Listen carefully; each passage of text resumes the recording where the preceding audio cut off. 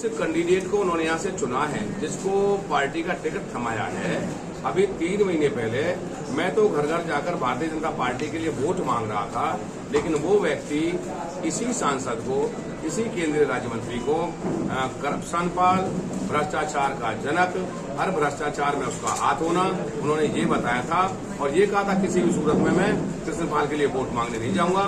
और ये बड़े विचित्र सी बात है, एक गद्दारी न केवल मेरे साथ, क्षेत्रीय जनता के साथ, बल्कि उन लोगों के साथ भी की है जिनको उन्होंने टिकट का आश्वासन दे रखा था। और देखिए 2019 के चुनाव में भी जो एक व्यक्ति, एक सदस्य, एक हमारा भाई था, उसको इसने खाने खराब कर दिया, खमाने खा लेना नहीं छोड़ा। और अभी भी मेरे 3-4 साथियों को आपने देखा होगा कि किस प्रकार से हमारा एक भाई दीपक डागर, जिसको टिकट का लालसा दिया, इस प्रकार से रो रहा था। कोई जवान मौत पर भी नहीं रोता, क्योंकि इसने जो गलत उसको आश्वासन दे रखा था और उसका बहुत बड़ी तादाद में मोटा पैसा खर्च करा दिया। और अब पता नहीं कितनी बड़ी थैली में ये टिकट दी है, कितने में बिका है, मैं नहीं जानता। और मैं ये भी जानता हूं कि शायद समर्पित कार्यकर्ता की, समर्पण भाव रखने वाले कार्यकर्ता की अब कीमत भारतीय जनता पार्टी के यहाँ पर नहीं है। देखिए 5 साल सरकार के साथ रहे आप और कभी भी ऐसी कोई बात नहीं आई, लेकिन एकाएक आपको आज घोषणा करनी पड़ गई कि आप निर्दलीय लड़ेंगे। इसके पीछे क्या राज है? देखिए, मैं एक जमीर वाला व्यक्ति हूँ। ये सत्ता और सरकार आती जाती रहती है, एमएलए होना ना होना ये हमेशा लगा रहता है। लेकिन ना तो मैं मेरी क्षेत्र की जनता से गद्दारी कर सकता, ना ही मैंने भारतीय जनता पार्टी से गद्दारी की। 2019 में मेरी जनता जनार्दन ने मुझे इंडिपेंडेंट चुनाव जिताकर भेजा और मैं भारतीय जनता पार्टी को अपनी मां का दर्जा देता रहा। और उसके बावजूद भी जब अल्पमत की सरकार माननीय मनोहर लाल जी की बनी, मैंने उसको निस्वार्थ, बिना किसी शर्त के 5 साल के लिए वादा किया था कि 5 साल मेरा समर्थन भारतीय जनता पार्टी की सरकार को रहेगा। सभी विधायकों के जाने के बावजूद भी मैं अकेला ऐसा व्यक्ति हूँ, क्योंकि मैं ना तो अपना जमीर बेच सकता, ना मैं मेरे क्षेत्र की जनता का जमीर बेच सकता। ये राजनीति मुझे नहीं आती, इसलिए मैं पूरा 5 साल डट के इनके साथ काम किया। मैं ये मानता हूं कि माननीय मोदी जी और भाजपा के हाथों में ये देश सुरक्षित है, ये देश तरक्की कर सकता है।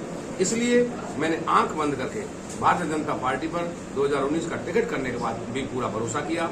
मेरी जनता ने मुझ पर भरोसा किया और आज इन्होंने न केवल मेरा सपना, मेरी जनता का सपना, मेरा विश्वास, मेरी जनता का विश्वास, इन सबको तोड़ दिया है। इसलिए जनता ने और हमने निर्णय लिया है और मैंने मेरी जनता को सीधा, क्योंकि मैं डिप्लोमेटिक राजनीति नहीं करता, मैं जानता हूं कि मेरी जनता मुझ पर विश्वास करती है, मैं अपनी जनता पर विश्वास करता हूं।